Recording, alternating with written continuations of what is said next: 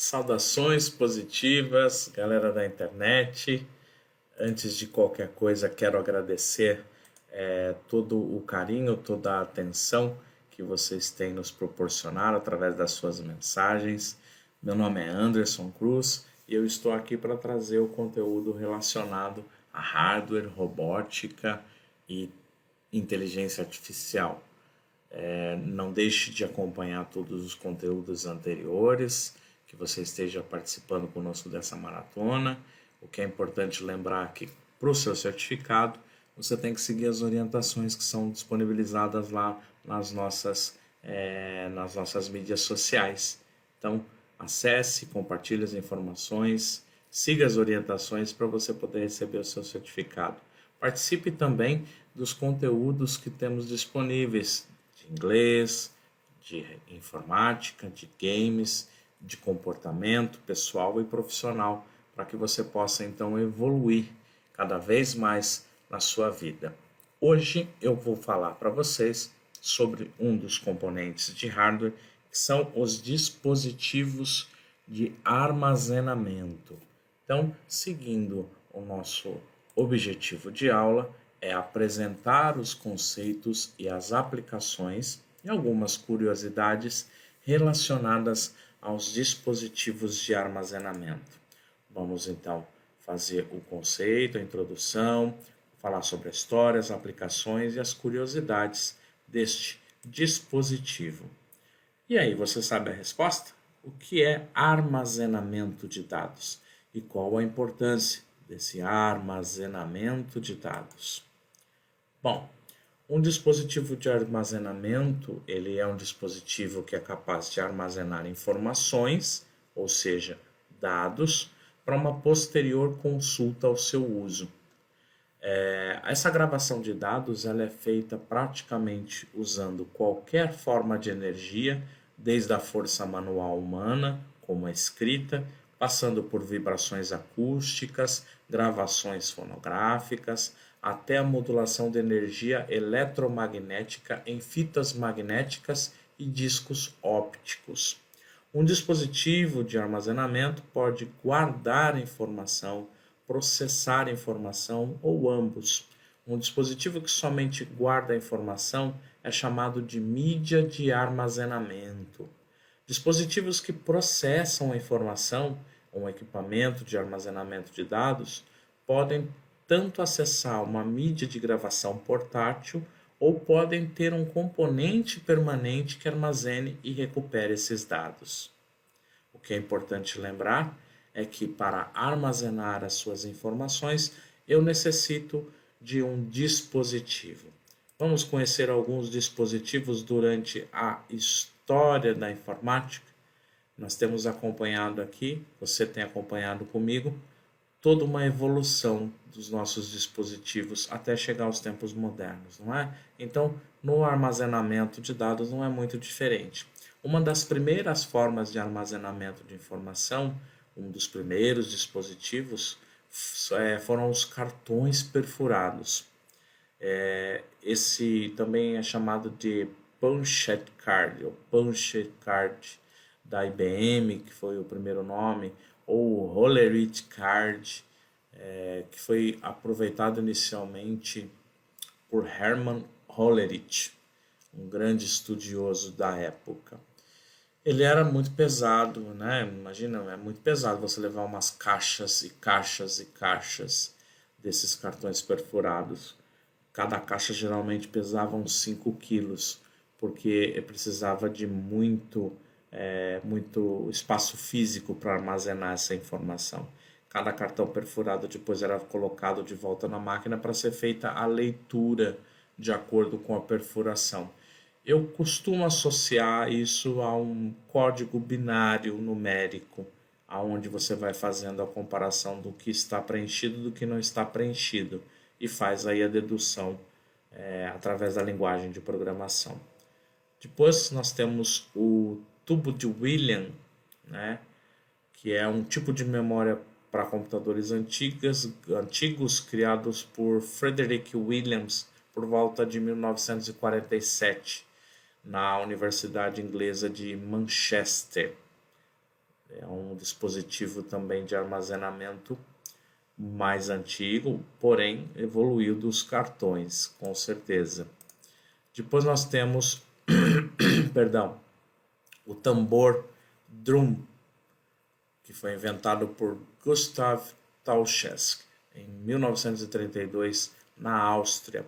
Foi amplamente usado na década de 50 até a década de 60 como um tipo de memória de computador. O tambor original, a memória do tambor original, tinha uma capacidade de 500 mil bits, o que daria na nossa medida hoje 62,5 kilobytes. Lembrando que existe uma unidade de medida, uma tabela de unidade de medida que vai de bit, byte, kilobyte, megabyte, gigabyte, terabyte e assim por diante. E através dessa unidade de medida é que nós informamos o tamanho dos arquivos que são armazenados. Então aqui, nesse caso, por esse tamanho, nós não estamos falando nem de um arquivo gravado no processador de textos. É um pouquíssimo espaço de armazenamento. Para a época, era uma grande evolução, que é um dos, digamos assim, fatores que sempre exige a evolução dos dispositivos, é a necessidade de ter espaço para armazenar informação. Mas nós vamos chegar nesse assunto daqui a pouco. A fita, né, a unidade de fita Uniservo, foi o principal dispositivo de entrada e saída no computador Univac 1. O seu lugar ficou garantido na história, pois o dispositivo foi a primeira unidade de fita do computador que foi vendido comercialmente. O Uniservo usava uma fita de metal de meia polegada de largura, mais ou menos 13 milímetros, feita de uma liga de níquel, de bronze, de fósforo, e tinha mais ou menos 1.200 metros de comprimento. E nessa fita você armazenava então as informações através de meio magnético. Depois nós tivemos a invenção do disco magnético de armazenamento, uma real evolução aí na história. Surge então a unidade de disco magnético. A IBM, através do 305 RAMAC, foi o computador comercial desenvolvido em 1956 e foi o primeiro a utilizar uma unidade de disco magnético com uma cabeça de leitura móvel. A unidade podia armazenar por volta de 4.4 megabytes de dados. Comparado à nossa utilização hoje, não é nada, mas era uma grande evolução comparado aos meios de armazenamento de dispositivos anteriores durante a história. Com a revolução, houve a necessidade dos discos removíveis. Então, o disquete é o único disco de mídia magnética removível. E os disquetes foram utilizados por muito tempo. O termo disquete, flop disk, significa disco flexível. E nós tínhamos aí 3 modelos padrões para utilização. Geralmente, né, quem pegou aí a história da informática, logo no seu começo, por volta dos anos 80, anos 90, ainda tinha acesso aos discos, né, ao disquete. Você pode não acreditar, mas tanto o Windows que você tem acesso, o pacote Office que você tem acesso, eles já foram distribuídos em disquete. O Windows 95 possuía mais ou menos 25 disquetes para sua instalação. Já o Office chegou a ter 36 disquetes para sua instalação. Nós tínhamos o 3,5 e o 5,1/4. O 3,5 é o menorzinho e o 5,1/4 é o maior. Então, nós evoluímos demais na questão do armazenamento, né? O de 3,5 polegadas ele tinha uma capacidade de 720 kilobytes, chegando até mais ou menos, você imaginar vários textos do Word, mas para algumas imagens o disquete não dava para poder armazenar por causa da sua capacidade baixa. A fita de dados, a fita data, ela foi lançada em 1981 pela Sony, foi usada nos meios empresariais para grandes volumes de dados. Ela já conseguia armazenar 1.3 gigabytes de informação. Eram as fitas para poder fazer o backup das informações da empresa. O primeiro sistema de backup que nós conhecemos. Logo em seguida surgiu o famoso CD, né, o Compact Disc. Nós temos o Compact Disc, o CDR, que é o Recordable, que era possível você gravar. E tinha depois o CDR-W, é o Recordable Write, CDR-W, que é o Recordable Write, você podia gravar e regravar. Ele foi lançado por volta dos anos 90, cada CDR tinha uma capacidade mínima de 700 megabytes, ele marcou história na sua ampla utilização e ainda atualmente consegue manter presença entre os meios de armazenamento de dados. Lembrando que, como eu falei para você, existe o CDR, que é o Recordable, você grava a informação, depois você não consegue editar a informação que está gravada, e você tem o CDR-W, que é o CD, o Compact Disc Recordable and Write, que você pode depois editar as informações, apagar e regravar as informações. Temos os dispositivos também como Zip Drive, Pendrive, o disco externo, cartão de memória, são os dispositivos removíveis, né? O Zip Drive também ganhou grande espaço nos anos 90, pois ele facilitava através de um sistema de disquete de alta capacidade fazer backups de grandes conteúdos na época. Vamos imaginar então que seria como os nossos HDs externos atualmente. E temos o meio de armazenamento através da nuvem. O meio de armazenamento através da nuvem hoje é um dos recursos mais utilizados por causa de questão de espaço, né?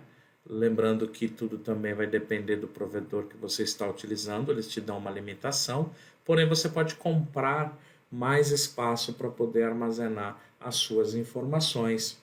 Isso então permite que você acabe tendo uma flexibilidade maior na forma de você armazenar suas informações. Então, armazenar informações na nuvem você pode acessar de qualquer dispositivo conectado à internet, facilitando assim, através da localização, o fácil acesso a essa informação. O papel da eletricidade dentro dessa evolução que nós temos, tá? O armazenamento eletrônico de dados é o armazenamento que requer energia elétrica para que ele possa armazenar e depois ele possa recuperar esses dados. A maioria dos dispositivos de armazenamento que não requerem visão e um cérebro para ler os dados se enquadram nesta categoria. Os dados eletromagnéticos eles podem ser armazenados em formato analógico ou digital, em uma variedade infinita de mídias. Esses tipos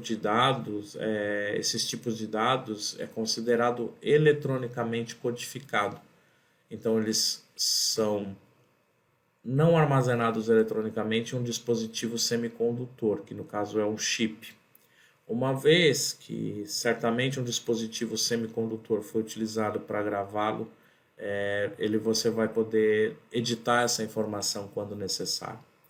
As mídias de armazenamento que são processadas eletronicamente, incluindo algumas formas de armazenamento de dados do computador, são consideradas de armazenamento permanente, ou seja, não volátil.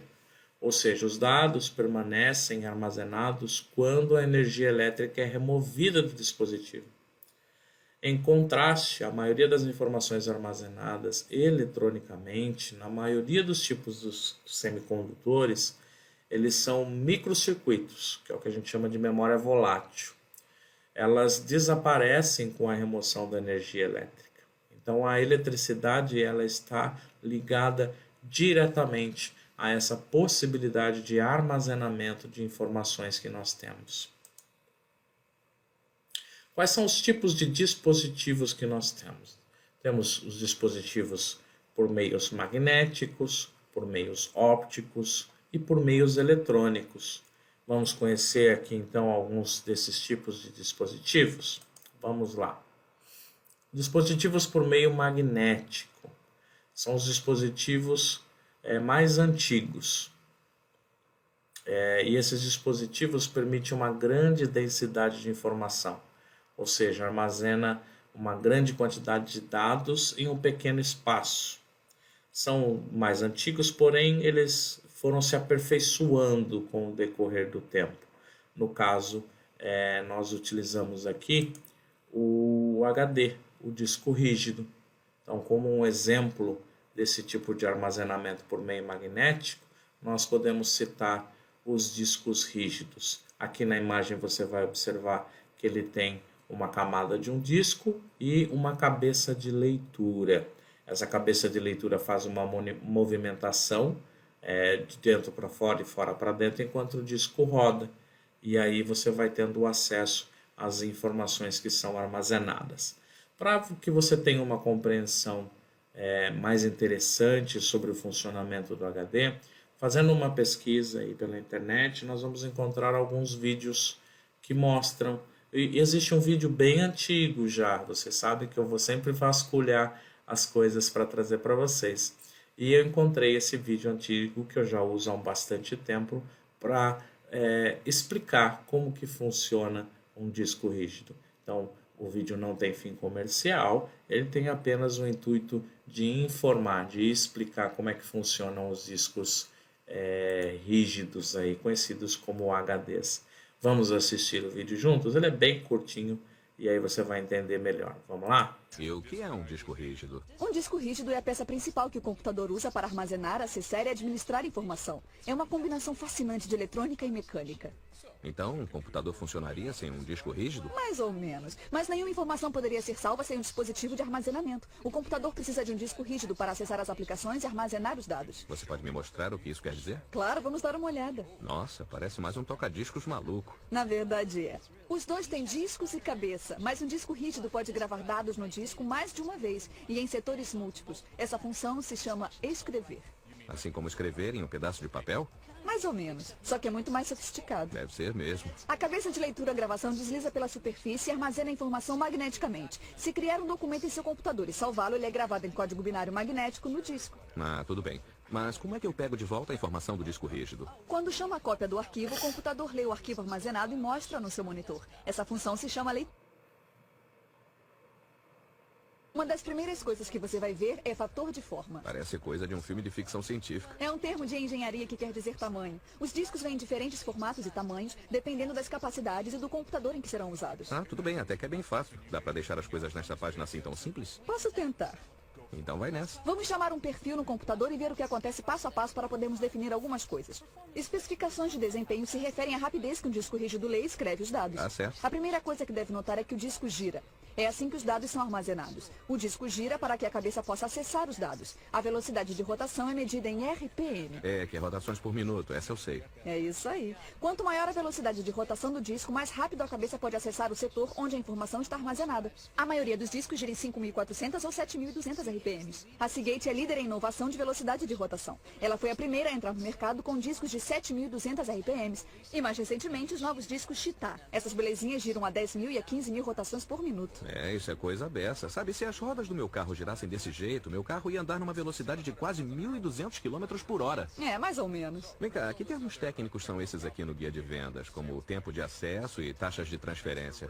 São medidas de desempenho. Além da velocidade de rotação, veremos também o tempo de acesso. O tempo de acesso é o tempo que a cabeça leva para achar os dados no disco. É determinado por milissegundos, que é o milésimo de um segundo. Nem uma piscada. E aí, o que acontece depois? Os dados do disco são lidos e transferidos para o cache. E o que é um cache? Cache é só uma palavra francesa usada para designar a memória. É um chip que armazena os dados antes deles serem transferidos para o computador. Então a velocidade em que isso acontece é... É a taxa de transferência interna porque é inerente ao disco. O desempenho é determinado por megabits por segundo. Faz sentido. E depois, o que acontece? A informação vai do cache até o computador através da interface. Isso se chama taxa de transferência externa. É determinado por megabytes por segundo e é sempre mais rápido do que a taxa de transferência interna do disco. O objetivo é evitar qualquer gargalo. Isso é bem esquisito. Tá bom, tá legal, ótimo, tudo bem. Eu já alcancei os limites do meu crânio. O meu cérebro está ficando... Muito bem.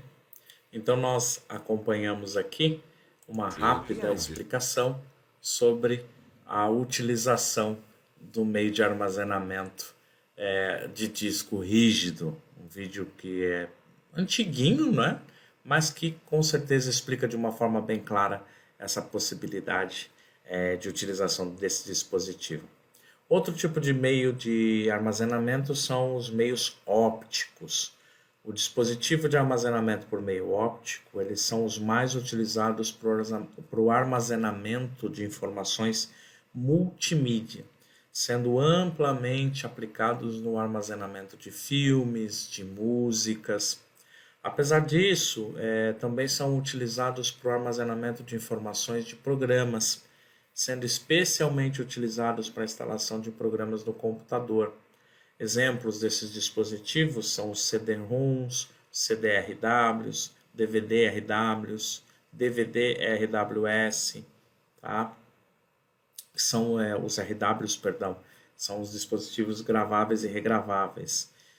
Hoje você está acostumado com uma tecnologia de acessar a internet, pesquisar ou ir até o site do fabricante de um determinado software e fazer um download. Nós utilizamos a internet como um recurso de maior facilidade, porém, nós, há alguns anos atrás, tínhamos que comprar os DVDs ou os CDs desses aplicativos para poder fazer a instalação deles nas máquinas. Ainda existem essas possibilidades, porém, é muito mais prático, muito mais rápido você fazer o acesso através da internet, para que você possa, então, fazer a aquisição desse conteúdo. Mas faz parte da história esse meio de armazenamento. Como é que funciona esse processo de gravação e leitura, né? As informações elas se dão por meio de um feixe de laser de alta precisão que se projeta em cima da superfície dessa mídia.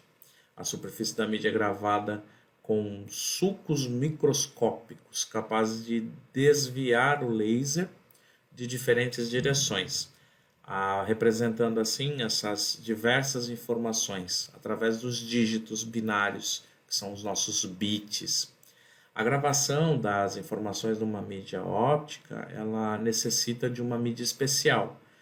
Então a superfície deve ser feita de um material que pode ser queimado pelo feixe de laser do dispositivo de armazenamento, criando então os sulcos que representam os dígitos binários. Então é um processo do laser queimar um determinado ponto e através dessa queima desse determinado ponto é que nós temos aí então o armazenamento dessas informações. Fazendo também uma nova pesquisa para você ver o processo de fabricação, eu localizei um vídeo também disponibilizado dentre as várias séries que a Discovery Channel apresenta, e eu encontrei este vídeo aqui que fala sobre exatamente a fabricação, como é o processo de fabricação dos CDs e dos DVDs. E eu quero compartilhar ele com você agora. Vamos lá? Vamos assistir juntos? Em 1981, cientistas japoneses e holandeses inventaram um dispositivo que iria revolucionar a indústria da música. Eles produziram um Compact Disc, o CD. Hoje, estes dispositivos engenhosos armazenam milhões e milhões de porções de dados. No escritório, estúdio, no lar ou no arquivo, o CD tornou-se indispensável. A produção de Compact Discs tem que ser realizada em ambientes super limpos. Qualquer partícula de poeira pode estragar o processo. Os CDs são cópias feitas de um disco matriz original de vidro. Agora começa o verdadeiro trabalho. Uma lâmina fina de vidro tem a informação escolhida. Neste caso, a música escrita nele mesmo, usando um feixe de laser.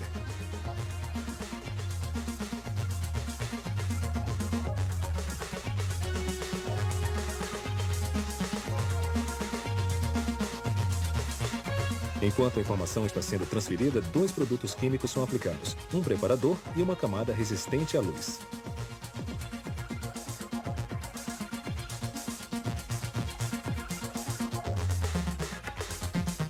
O disco é cuidadosamente retirado do aparato. Então, a camada resistente à luz seca em um forno por 30 minutos.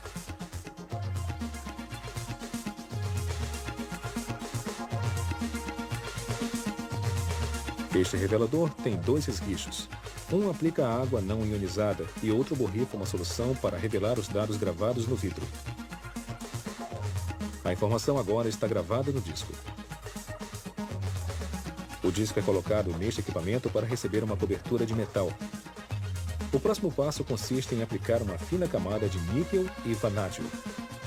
Este processo de formação elétrica resulta na matriz da qual serão feitos os discos. O vidro gravado é imerso na solução química por 70 minutos. Ao ser removido, este disco será a matriz do qual são feitas todas as cópias. A matriz então é modelada na forma desejada e todo o excesso de material é usado para reciclagem.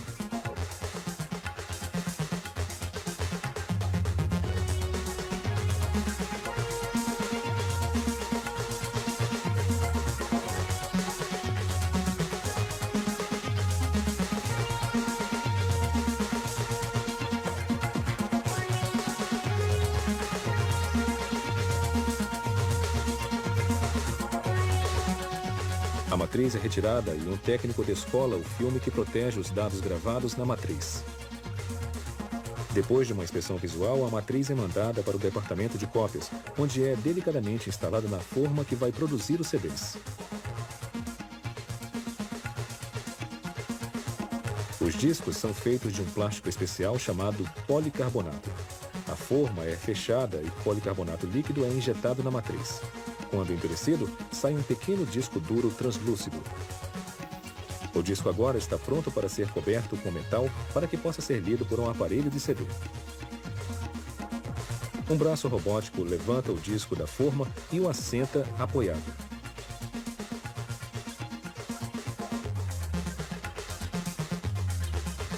Cobrir o disco com metal é um processo extremamente curto e simples. Consiste em cobrir o disco plástico com uma camada muito fina de alumínio.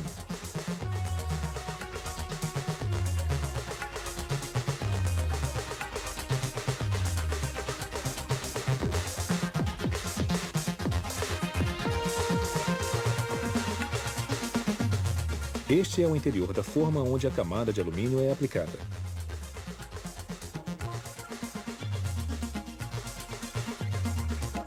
Em um processo quase totalmente automático, uma fábrica pode produzir 100 mil discos por dia.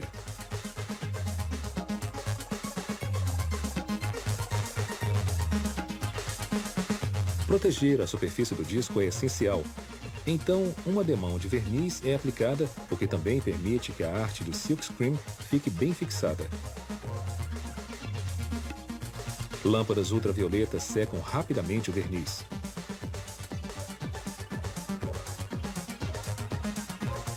E aqui na sala de cópias, eles aplicam o rótulo em silkscreen. 70 discos podem ser enfeitados em apenas 60 segundos. E quando termina o silkscreen, os discos prontos vão para a embalagem. Realmente simples. Muito bem. Então nós acompanhamos aqui o processo de fabricação. Perceba que é um processo todo mecanizado, que vai então permitir a elaboração e o desenvolvimento das mídias de CD e de DVD. Um vídeo já bem antiguinho, mas o processo de desenvolvimento, o processo de produção durante muitos anos foi feito dessa forma. E acredito que ainda esteja presente perdão, no nosso tempo atual, pois a gente encontra ainda CDs e DVDs disponíveis no mercado. Um outro meio de armazenamento é o meio de armazenamento eletrônico. Esse tipo de dispositivo de armazenamento ele é mais recente e oferece uma evolução maior nas perspectivas de desempenho e na capacidade de armazenamento das informações. Essa tecnologia ela é conhecida como memória de estado sólido, que é o famoso SSD, Solid State Drive. Por não possuir partes móveis, apenas os circuitos eletrônicos que não precisam se movimentar para ler, então não tem essa necessidade de objetos mecânicos para fazer leitura e gravação das informações. Os dispositivos de armazenamento por meio eletrônico, eles podem ser encontrados nas diversas aplicações, como o pendrive, cartão de memória para câmera digital, ou cartão de memória para celulares, né? Mesmo os discos rígidos possuem uma certa quantidade desse tipo de memória, que é chamada de buffer. Então, os meios eletrônicos de gravação estão aí presentes como uma das grandes formas de possibilidade de armazenamento.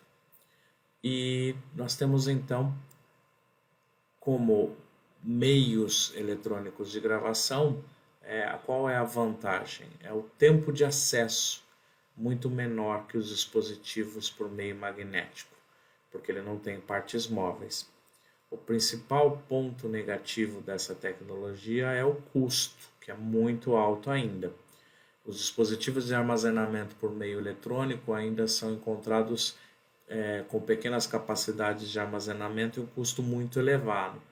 Porém, a evolução com certeza faz com que você terá equipamentos com maior capacidade e com o passar do tempo você vai ter um preço mais adequado.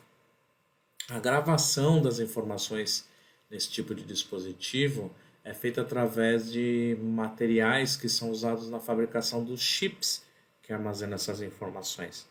Para cada dígito binário, para cada bit que vai ser armazenado nesse tipo de dispositivo, existem duas portas feitas de material semicondutor, que é a porta flutuante e a porta de controle.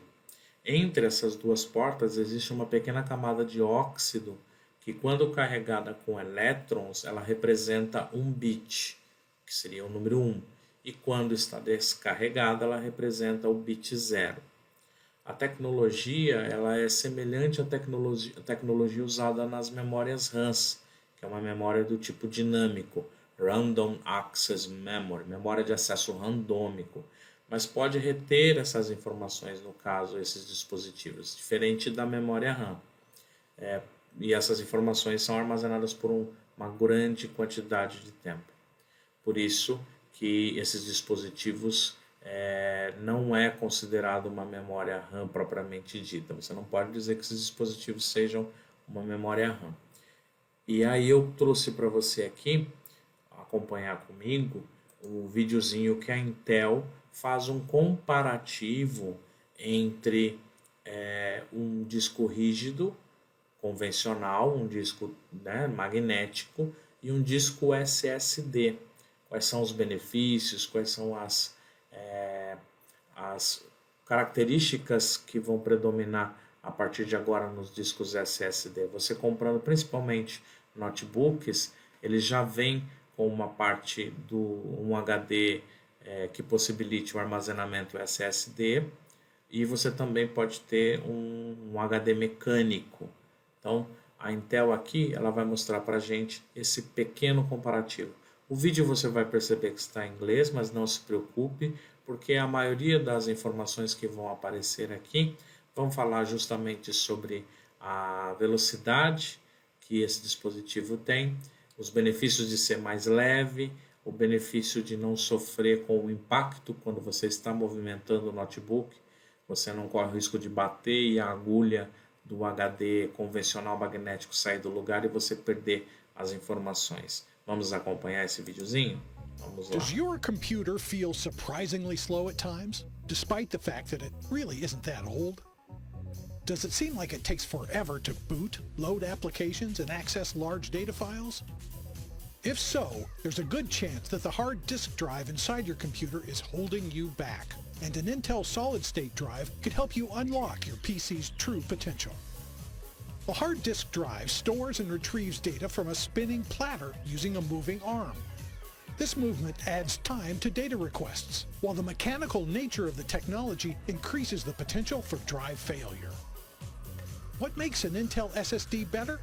An SSD stores data on solid-state flash memory with no moving parts, which means it's both faster and more reliable than a typical hard drive.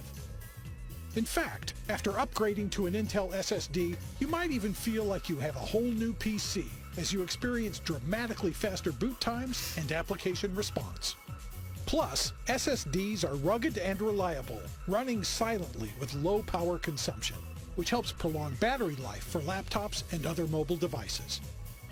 Intel manufactures industry-leading NAND flash memory and runs exhaustive product testing and quality assurance to deliver revolutionary storage speed and reliability, backed by up to a 5-year product warranty. Intel provides easy-to-use software to quickly migrate the operating system and data on your current hard disk drive to your new SSD, and tools to manage the drive once you're up and running. Upgrade to an Intel SSD today. Learn more by visiting www.intel.com/go/SSD. Muito bem. Então, aqui é o vídeo promocional da Intel falando sobre as tecnologias SSD que ela tem disponível e fazendo um comparativo com o disco magnético, que ele sofre com impacto, que a taxa de velocidade é muito inferior. Então fica aqui evidente para a gente esse avanço tecnológico que nós temos através desses dispositivos de armazenamento. Bom, falando então desses dispositivos de armazenamento, o SSD sendo o último, vamos concluir então nosso raciocínio. Os dispositivos de armazenamento, assim como tudo na informática, tiveram um processo evolutivo, desde o cartão perfurado, que foi um dos primeiros dispositivos que possibilitavam o armazenamento das informações, evoluindo aí para os discos magnéticos, a fita magnética, depois os discos de metal magnético. Falando de magnetismo, nós estamos falando de eletricidade. O processo elétrico está presente, ligado diretamente a tudo que é hardware nos nossos dispositivos.